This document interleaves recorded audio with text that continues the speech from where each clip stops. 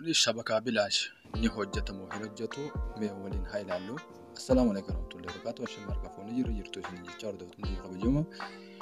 Guyyaarraan guyyaatti aappii firii dalagan yookaan firii internet hojjetan isiniif dhiyeessaa turuun kiyyan yaadatama. Haa ta'u malee arraasii appilikeeshinii tokko kan amma abdeettee isiniif badda dhiyaateera. Hordoftoonni kabajamoo warreen qabdan warreen hin qabne immoo itti fayyadamtan jecha. Amma hin dhaamsine appilikeeshinii kana durumaa irratti akka hojjetuuf kana waliin ilaallee achi booda immoo sarfariidhaa akkuma yeroo hundaa waliin ilaallaa dubbii haasawaan osoo hin taane hojiidhaan agarsiisuu jecha warra liiviidhaa akka dalagu isin argisiise. Asii immoo yeroo deebinatti sooshaal miidiyaa garaagaraa kan qabnu fayyadamne ni hojjetamu hin hojjetu eega mirkaneeffannee booda yeroo hundaa'u gara isin barsiisuutti fiiga. Akkuma ilaaltanii gartan kuni yuutuuba akka inni dalagaa jirtu ni argitani. Fakkeenyaaf amma yuutuub kun ni dalagaa. Viidiyoo tana yoo ni firdhoo ni ilaalle. Viidiyoon tun liiviidha. Liivii yuutuubii akkuma kana hundaa ni argitan jeeyyaati. Hordoftoonni kabajamoo yeroo immoo yuutuub gara nagadaa oroloo hiixan hammuma ta'eefuu sabiskiraayib godhuudhaa fi keessumaa laayikii kennuu ni irraanfatinaa isin jechaadha.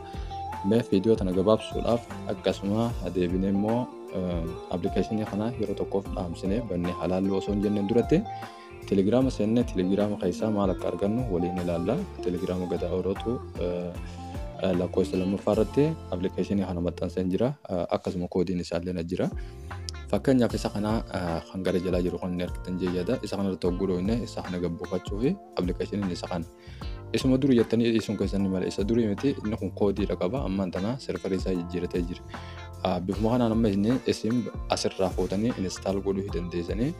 Ani ammoo install godhatee jira. Garuu immoo awwalumaanuu open goonee haasa'ennu mee amma aappiin kun ni hojjeta. Fakkeenyaaf ammaan tana dhaamee jira. Egaa amma gabbuufne dhaamee jira.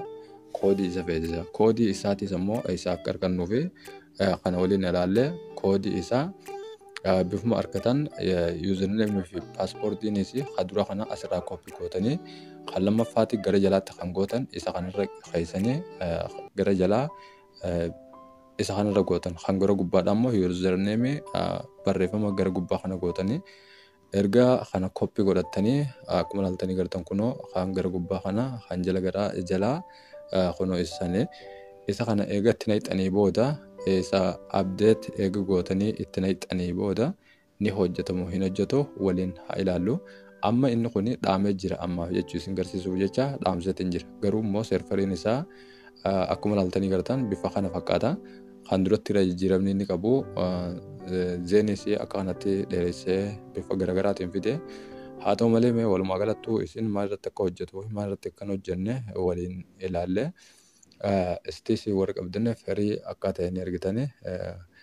Mobaayiliin immoo riyaala 30 fi riyaala 39 fi riyaala 60 idduutti jirti. Irraa deebinee jawwiin immoo firii akka ta'e jawwiidhaaf kun yeroo hundaa firiidha turanii amma olii baraa hin qabu.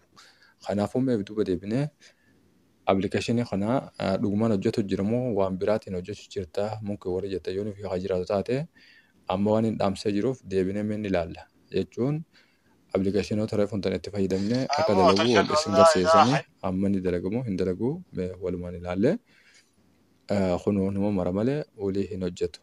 Deebinee immoo yuutuubiis asumaan kallattii tanaan haga seennume warra tiiktookii fi hordoftoota kabajamoo yeroo immoo gara mana gadaa oroodhaa dhufte yeroo hundaafuu waan isin dhaamatu tokko jira.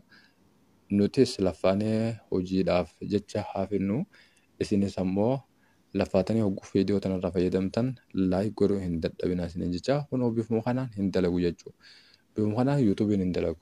Mee ammoo daleessiifnee ni hojjetamu hin hojjetu waliin mirkaneeffannee viidiyoo tana gabaabsuudhaaf arma zeeniin keessaa qaba. Warri jawwa qabdanii fi warri istiisii qabdanii itti fayyadamuu dandeessan. Koodii eega akkasitti itti naqattanii booda koodii hin irraanfatina. Telegiraama jalaa gara jalaa jira. Fuutanii itti naquu dandeessanii amma ooppiin irra godheetiin irra dhawa. Konnekti ta'ee jira. Bifa dheeraa yeroo dheertuullee hin barbaadu. Yuutuub reefu intana marutti deebinee haalalloo amma ni maramoo ni hojjeta kan jiru. Akkuma ilaaltanii gartan yuutuubni hojjetaa jira. Hordoftoonni kabajamoo yeroo hundaa viidiyoo laayik godhuudhaa fi sabiskiraayib godhuu warri maatiin hin ta'in hin dagatinaa. Isiniin jechaadha viidiyoo tana har'aaf asitti gabaabsinee viidiyoo biraatiin hamma walitti deebinu nagaan naaf tura.